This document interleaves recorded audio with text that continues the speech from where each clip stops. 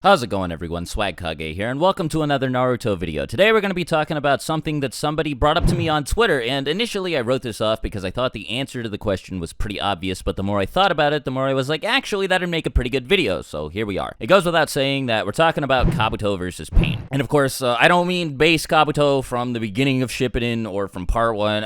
I don't even think I need to get into that. And I guess as a bonus round, I'll also throw in a fight between Kabuto and Nagato, not the Six Paths of Pain, but single body Nagato, the one that can use all of the powers of the Rinnegan at once. Now, even though I said the answer is obvious, this is a pretty tough fight to discuss because both fighters have such weird arsenals. Like, just as far as Naruto fighters go, Kabuto and Pain are both really unusual. And because of how situational many of their abilities are, this fight is going to be heavily affected by a lot of factors. The two most important ones are the location of the fight and the intel that both of them have going into the fight. Now, this could take place anywhere, so I'll get into location in a little bit, but in character, I think Kabuto knows a lot more about Pain than Nagato knows about Kabuto. See, when Kabuto takes control of Nagato during the fight against Itachi, Naruto, and Bee, he actually does a pretty competent job. It's clear that he knows, at least to some extent, what the Rinnegan is capable of. Now, he doesn't know everything off the top of his head. He actually says, what else can these eyes do? What other tricks does Nagato have up his sleeve? So it's not like he'd know everything he has to deal with, but I think he'd definitely know enough to give himself an advantage. The knowledge that Naruto had going into his fight with Pain was super helpful, and I think that it's one of the only reasons he came out of that fight alive. Obito even says the only reason he doesn't have any of the Jinchuriki use the powers of the Six Paths of Pain is just because Naruto, Kakashi, and Guy would all know how to deal with them by this point. So this is all to say that while Kabuto certainly wouldn't know everything that the Six Paths of Pain can do, he'd know enough to put himself in a pretty decent position when starting the fight. Of course, Nagato doesn't really know anything about Kabuto aside from maybe the fact that he's a medical ninja or something, because he used to work as a double agent for Orochimaru and the Akatsuki at like the same time. But as far as his sage abilities are concerned and all of the body modifications he made, like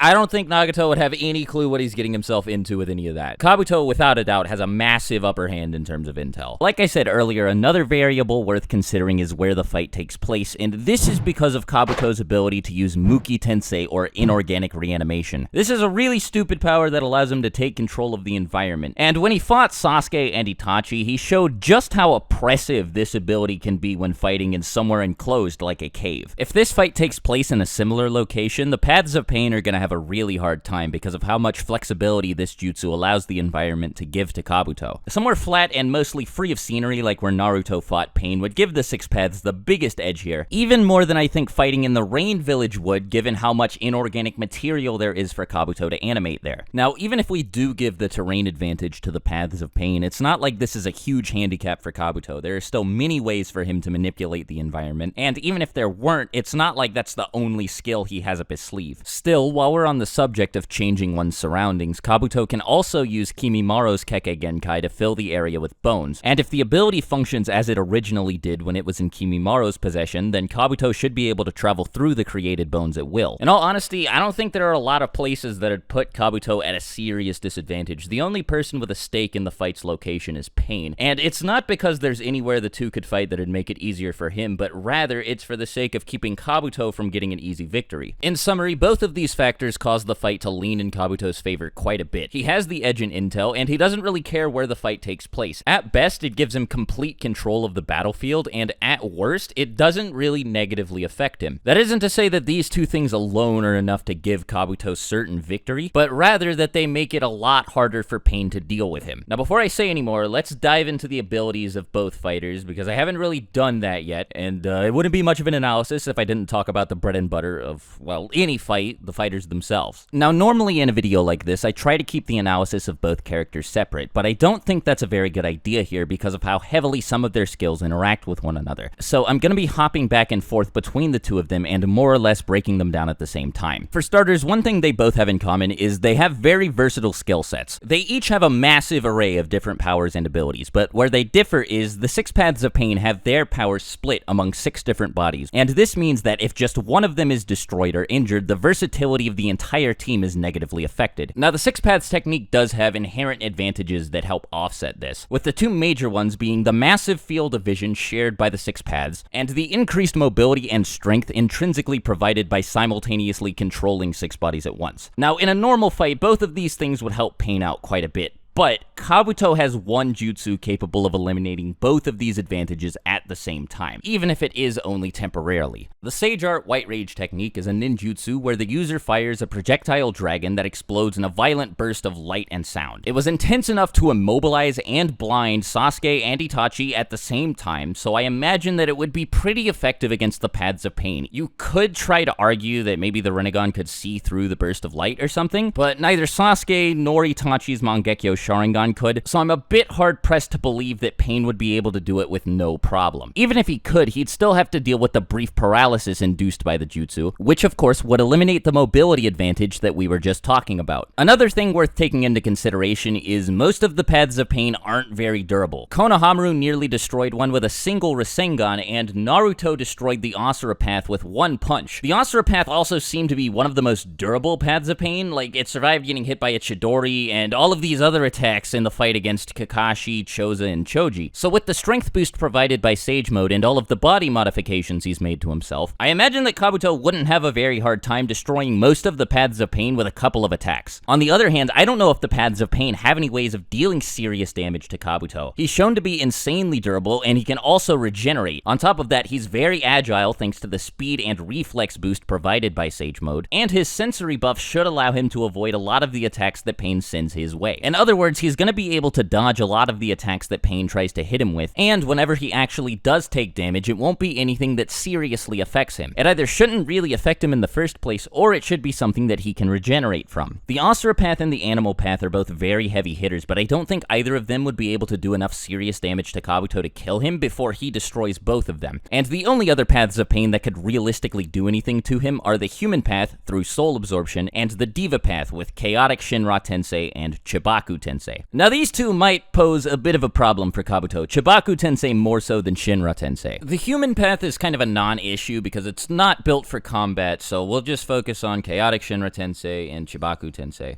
The problem with both of these is that Kabuto would be able to sense Nagato building up the chakra necessary to perform them. Before the Chaotic Shinra Tensei is launched, Kabuto could, after noticing a large amount of chakra being funneled into the Diva Path, set up a reverse summoning to take himself elsewhere temporarily, then come back and beat up the now powerless Diva Path, then he wins the fight. Chibaku Tensei is a little bit different. The thing about it is that the Diva Path has to get really close to Nagato's actual location, and as soon as Kabuto sees it leave the current location of the fight, I don't know if he'd choose to follow it. He also seemed familiar with Chibaku Tensei during Nagato's fight with Naruto being Itachi, so I think he might recognize what's going on and opt to temporarily retreat. Even if he doesn't and he starts getting sucked into the gravity core, it's possible that he might be able to use inorganic reanimation to control the pieces of Earth clinging to the gravity core in order to free himself, or in order to send all of the pieces of the Earth after the Diva Path, or whatever. I mean, if he can't figure out a way to either avoid it or use inorganic reanimation to like reverse engineer it or something, then it'll definitely kill him. He'll be stuck in the center of this big old planetoid, and I mean, I can't imagine there's much he'd be able to do about it. And I also think if he takes a direct hit from Chaotic Shinra Tensei, I don't know if it'd kill him, but it'd do some pretty serious damage. I mean, I think that after getting hit by it, he'd easily be able to come back and wipe the Diva Path and any other remaining Paths of Pain out. I mean, if the Paths of Pain are anywhere nearby, they're probably going to get hit by it too, so they'll get wiped out, leaving the Diva Path as the only survivor, which again, it'll allow Kabuto to get an easy victory if he survives, which I think he will, even if it is just barely. Now, while Pain only really has 2 jutsu capable of dealing with Kabuto here, Kabuto has so many more tricks up his sleeve. He can immobilize the Pains with the White Rage jutsu and Kidomaru's webs, he can manipulate the terrain with Kimimaro's bones, inorganic reanimation, and even Jirobo's earth jutsu. He can catch all of the Paths of Pain in sound-based genjutsu with Taiyuya's powers, and it's been shown that the Paths of Pain are susceptible to this. Granted, the genjutsu performed by the Sage Toads might be on a much different level than Taiyuya's flute genjutsu, but neither Sasuke or Itachi were able to break it independently, and Itachi's like a genjutsu god, so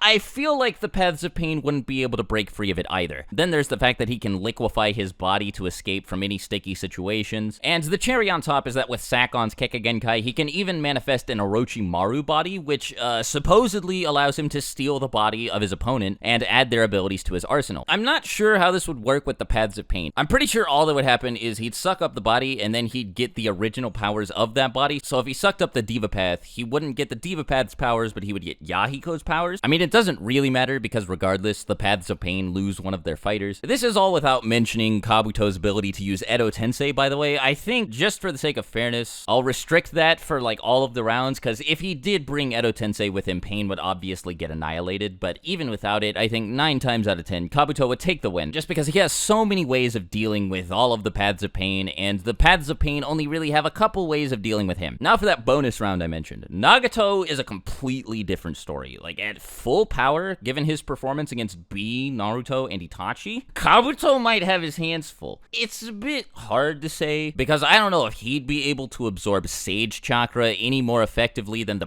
Path initially could, but like, if he can absorb Sage Chakra without getting turned into a frog statue, then Kabuto's probably fucked. Like, Nagato will just absorb all of his projectile attacks, he'll figure out a way to immobilize him, and then he'll rip out his soul. He'd be able to do that much more effectively than I think the 6 Paths of Pain could. Just take a look at Nagato's fight against Biju, Naruto, Bee, and Itachi at the same time, but if he's not able to absorb nature energy, then maybe Kabuto will take it. I'm not too sure. The thing about single body Nagato is he doesn't have many of the weaknesses that the 6 Paths of Pain do, at least not the weaknesses that Kabuto would be able to exploit pretty easily, so I'm certain that he has a much better chance in this fight than the 6 Paths do. Anyway, that's gonna wrap up the video from me. Let me know what you thought about the battle in the comments as always. Make sure you have a great rest of the day. Thanks for watching the video all the way to the end, and until next time, talk to you later. Swagkage out. Bye.